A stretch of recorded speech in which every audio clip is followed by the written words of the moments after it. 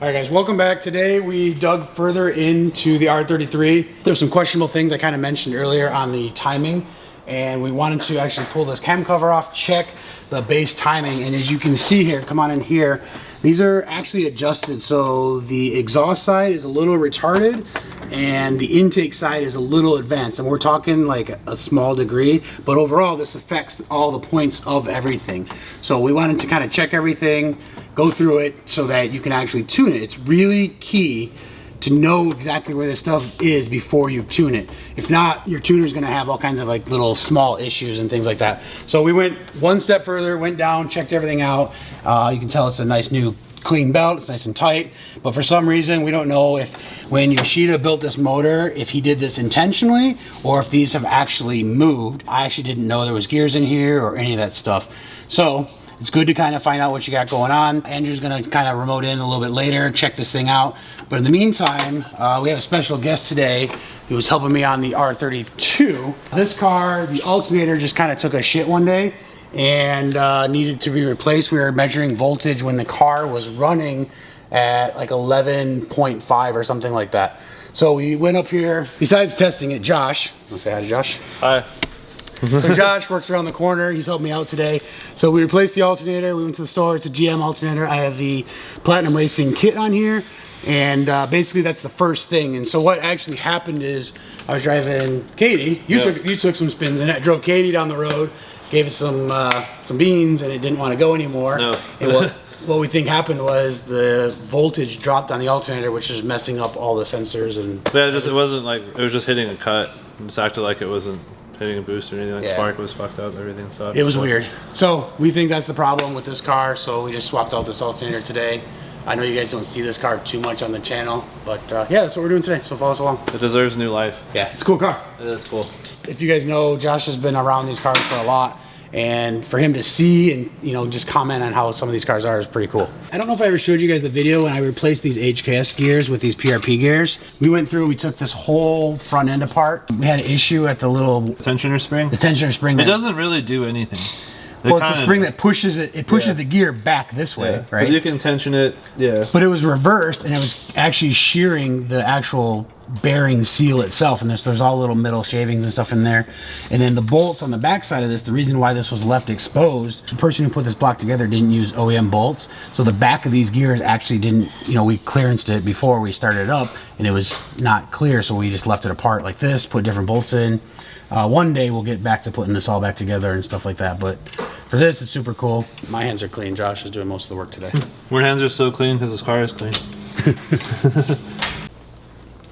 Okay, yeah, we're doing it. And it is, like, there is a big variance between the loop and the spark plug wire. Hey Josh, was it, when you're doing the timing, was it bouncy off the loop and like more consistent off the wire? It wasn't really bouncy, it was the same. It was just the degree difference was a lot. Once he lined up the 3 points, he could tell everything was like a half a, what'd you call it, half a tooth? Yeah, so it's like 3 degrees per pulley. 3 degrees off per pulley, technically, is what he was saying, based on where everything was set, so what we looked at. One tooth is 10. All right, guys, so that was my phone call to Andrew over at Animal Auto, and I was just kind of telling him exactly what's going on. He actually wants me to advance the timing just a little bit more. It just allows a little bit more air coming in sooner, and it just gives you that better feel when you're driving. This car already felt really responsive and really good, so we're going to advance that up a little bit more. We're just going to loosen these 5 bolts. The correct torque is 7 foot-pounds, but we're going to just make sure they're good and tight on all sides just to make sure. Talking to him, it was probably suggested to do this, probably from Garage Yoshida, from Mines, like the whole process, however they work together in Japan. So since they took the time to rebuild this motor, put these in, they probably set those that way. It's not like they actually slipped or anything like that. So let's get, Tommy's gonna help me put it back together, and we got a mark on the factory stuff and go from there. I actually have some HKS trigger kits and other stuff coming. I don't know if he's gonna want that for this car. I don't know if it's necessary. And that's kind of my thing. I'm going down the rabbit hole for you guys to understand what you need to do when you get a car and who you need to talk to, the right places, and what kind of questions you should actually be asking them. There's a lot of bogus tuners out there, and guys that maybe can tune a certain car but have never tuned an RB, and the guys that tune RBs really know what they're doing. I would say there's only probably 4 or 5 in the whole United States that I would recommend. If you have any questions, you can always hit me up. I'll tell you who to talk to in your area, where you can get dyno tuning, stuff like that. I network with a lot of these guys. So this line, how it's only like 1 off right now. I don't know if when you loosened it, it just moved it. but I can reference the picture, and then we're gonna put it all the way to that line right before the big line. You can see how it's just one line, so it was advanced 2 degrees on the intake side. The exhaust side was also, you can see the line coming in right there. This is what this dot and that is like if it's perfectly in timing. And so like what Josh was talking about, it's 1 tooth actually off. And so we're gonna actually change that. We're gonna move that line all the way over to this line. So it's gonna be 8 degrees total. So at the bottom, what you've seen with the timing light, that one's gonna be set at 0, and then these will all match up at all 3 points. That's the proper way to make sure everything's not stretched and things like that. All right, so this car winds out to like 8,500, so these things spin a lot more, and that's one of the reasons why they went with electric water pumps. If you look at some of the drag cars, well, higher horsepower cars, they kind of eliminate anything drag-wise, anything pulley-wise, because you'll overspin stuff sometimes. So I'm actually gonna reach out to PRP and ask them if they have a larger pulley, but it doesn't like spin the alternator as much and like, kind of overwork it, which is what could have happened. Could also just be the old adage of they don't make them like they used to. It's true. So one thing I learned, there was like a rabbit hole. Other people say this.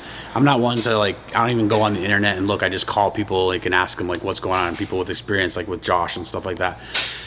They want extra sensors added to these. They want oil pressure, fuel pressure, temperature for oil temp, and then they want flex fuel, and then they actually want the boost sensor outside in the engine bay here versus running the tube all the way in. I don't know the reason for that one yet, unless you were gonna go like 4-bar. So I got this little care packet from Haltech. So I got a flex fuel sensor. There's many sensors you can actually use. So I got this. This is a map sensor. So this can mount externally instead of actually running the tube inside like we did to the 2500 ECU. You'd use this. Now if you're using like one of the Nexus or the new ECUs, you definitely have to use this because they don't have that built in anymore, I believe. And then these are just 2 different sensors here. I believe they can measure pressure and temperature. So one for fuel, one for oil. And then these are the back half of these sensors. So plug in here, and then this is all the electrical side of it. I'm trying to figure out for everybody, do you need these? One person, actually Josh is what told me, like, the tuners are just blind without all these sensors in there, so they're really important to actually put in. Like, can he tune the car the way it is? I have friends that have their cars driving around for a year, just not making like any super high boost applications. But this is the safety net and the safeguard so that the ECU can actually see and check things. Like when the pressure drops off, it can actually turn things off, help save your motor and things like that. So we're gonna figure out how to actually install these. The 32 has a bunch of this stuff. Let me show you where they are in the 32. So on the 32, you can see here's the sensor right here. So you guys can see like right there, that's a sensor for the fuel. Let's use an AEM sensor on that car. We have one for the oil temp and pressure. This car actually has aftermarket gauges in there, so there's an extra sensor right here on the backside. So this is probably the other manufacturer's 1 and 1. One is for Haltech, one is for the aftermarket gauges. And then fuel pressure there. There is a flex fuel sensor. Where's she at? On the wall or the other side? So it's right next to the fuel lines. Oh, back here, back here. Yeah, the brown connector. Way down there. This little guy. Zoom in. That's where the flex fuel sensors. A lot of people put them here. That's what I was looking first. But it's up right in this area here. So that's the flex fuel sensor. And then obviously the boost line on this car. So this is actually for, this is the cable that's going to the IC7 right now. Just outside the car, but all the other stuff's like right in here. Comes through, that's for the sensor there. So on a single turbo, you only need one O2. That's the wideband here. Twins, it's suggested to do 2. Some tuners will tell you 1 and just put it back farther down. But I would want to know, I would want 2 sensors, 1 on each turbo. I would want to know exactly what's going on. I think that's the proper way. What do you think, Josh? Absolutely. Absolutely, right? They have to monitor both banks. Yeah, that's what I said, both banks.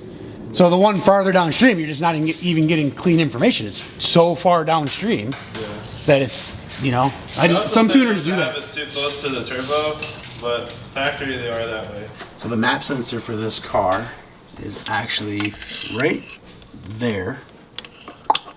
You need a different finger right there. So that's the map sensor. It's underneath the manifold, just catching boosting or catching all the pressure and stuff down there. So stay tuned for the next video. I'm gonna go a little bit more in depth, give you guys some ride-alongs on this car. I am taking off to Japan for a little bit for Tokyo Auto Salon. So I'm gonna kind of leave this as is. Andrew got in, did some timing checks and little base map stuff. Josh is still kind of finished up the alternator. So on the next video, it might be a minute, But stay tuned, it'll be pretty good. I'll have a lot of content from Japan. Check it out on the Instagram and stuff. I'll be posting more live stuff there for you guys to check out what's new with these cars. I'll be going on an HKS factory tour, checking that out, and a little bit of fun time at Tokyo Auto Salon. And then I don't know if I'm gonna go visit Mines or Trust or anybody like that. So I hope you guys are off to a great start for your 2025, and thanks for watching. Appreciate you guys.